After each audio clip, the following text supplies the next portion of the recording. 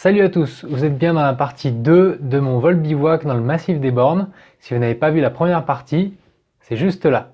Allez, on commence tout de suite. Alors, un petit résumé tout de même. Donc, je suis parti au crêt des Tervelles, j'ai fait 1000 mètres de dénivelé le matin et je décolle vers 14-15 heures.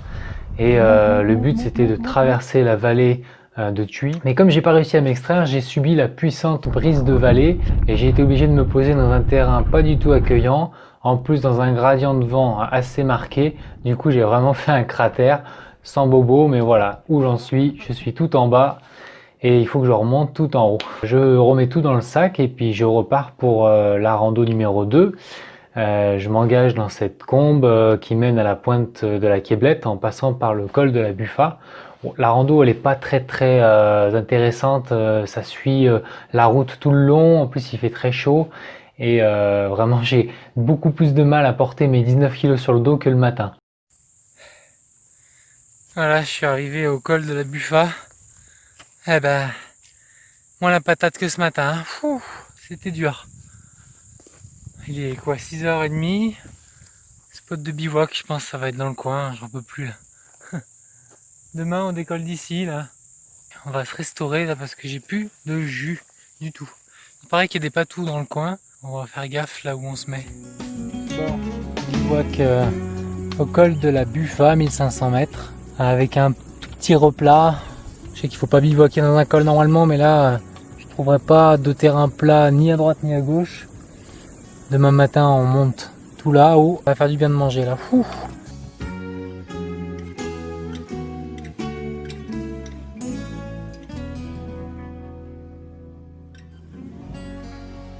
Bon, j'ai mangé, je me suis un peu restauré, ça va mieux.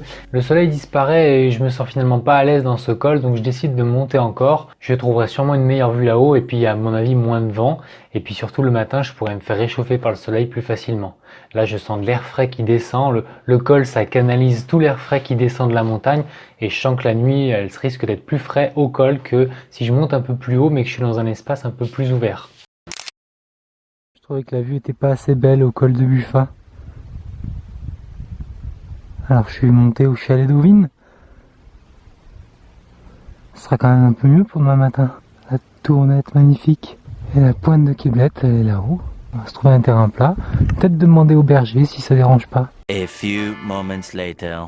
Ça y est, le berger m'a donné l'autorisation de bivouaquer autour du chalet. Demain, les bêtes, elles vont monter vers 8h avec les patous, mais je pense que j'aurai déjà tout enlevé. Et puis, je ferai gaffe de décoller plus haut.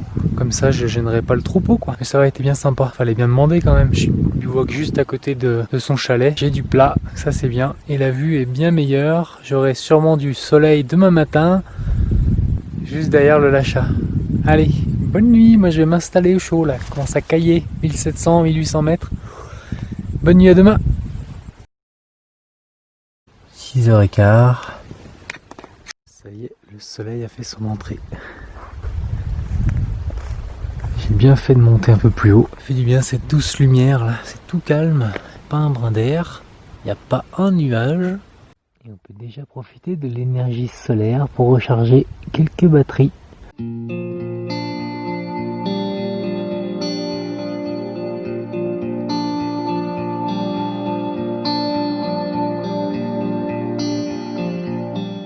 Ah, c'est toujours agréable de découvrir un endroit avec des belles lumières, sans stress. Le temps s'arrête, on profite complètement de l'endroit.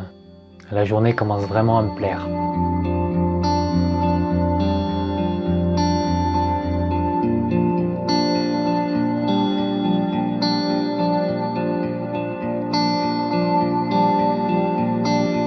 Eh ben, le troupeau arrive déjà.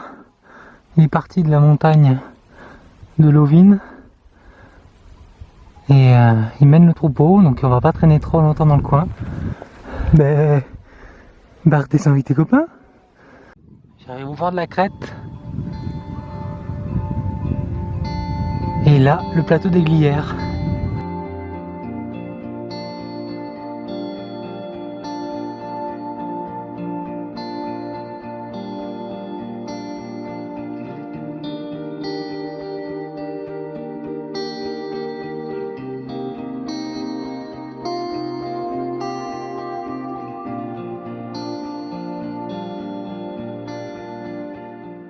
Bon, maintenant, il faut se focaliser sur la préparation du vol.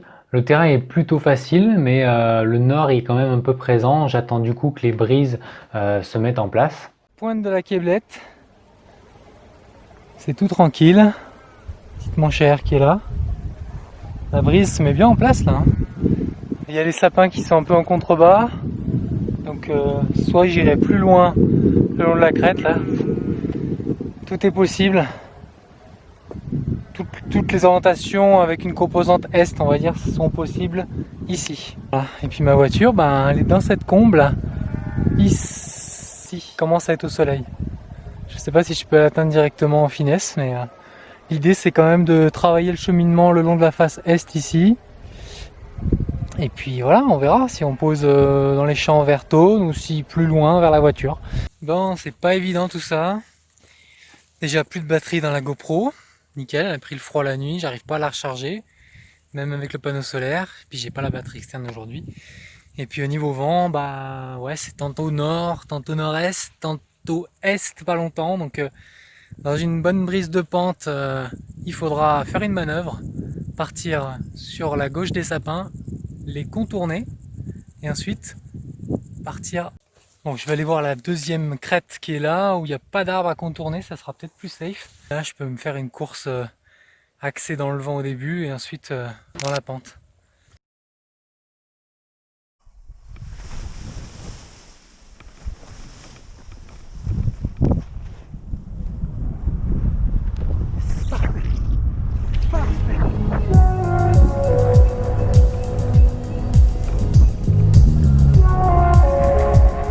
Et c'est parti, je suis en l'air, c'est le matin, le décollage était vraiment top, je suis assez content.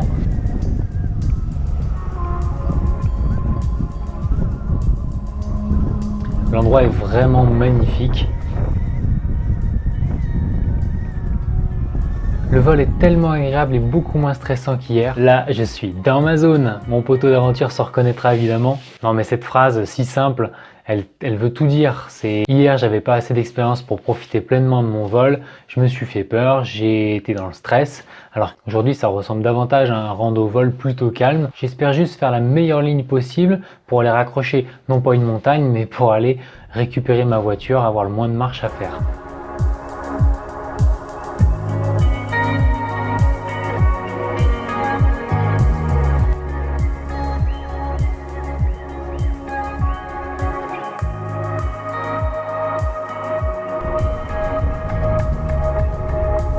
C'est beau. Le long de cette magnifique falaise, ça monte un tout petit peu, mais vraiment, faut coller le caillou. Mais là, l'aérologie est vraiment calme, il n'y a pas de turbulence, donc là, il n'y a aucune mise en danger. Au contraire, c'est vraiment maximum de plaisir, c'est vraiment super beau.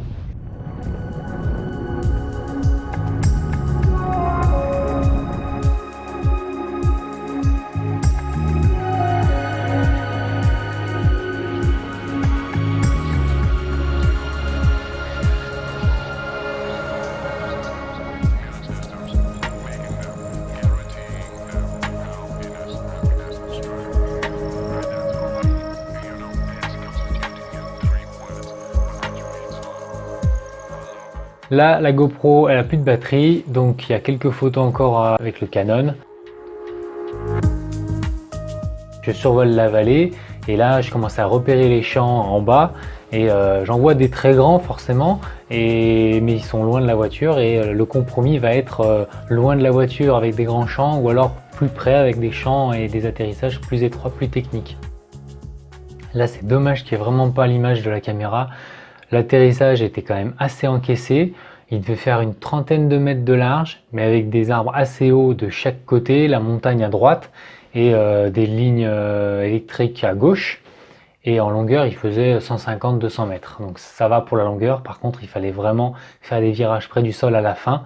Et j'ai fait un très beau flair et posé vraiment impeccable. Là, j'étais vraiment fier de mon atterrissage. Ça rattrape vraiment la journée d'hier et ça clôture bien l'aventure. dois être à peu près à 10 minutes à pied de la voiture. Impeccable. En tout cas, le vol de la Québlette, je vous le recommande vraiment à 200%. C'est vraiment un magnifique vol.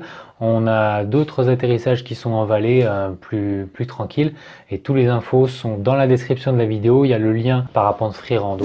Donc finalement, qu'est-ce que je vais retenir de cette aventure? Bon, forcément, expérience incroyable, mais prise de conscience de ce que veut dire l'engagement dans le vol bivouac et la prise de risque. Alors c'était certainement trop tôt dans ma progression, je le reconnais, mais je m'en tire bien et j'en tire surtout pas mal de leçons. Au passage, merci à tous ceux qui ont commenté, m'ont donné leurs avis, leurs conseils et leur expérience du vol bivouac. C'est vraiment à ça que ça sert les retours d'expérience, partager.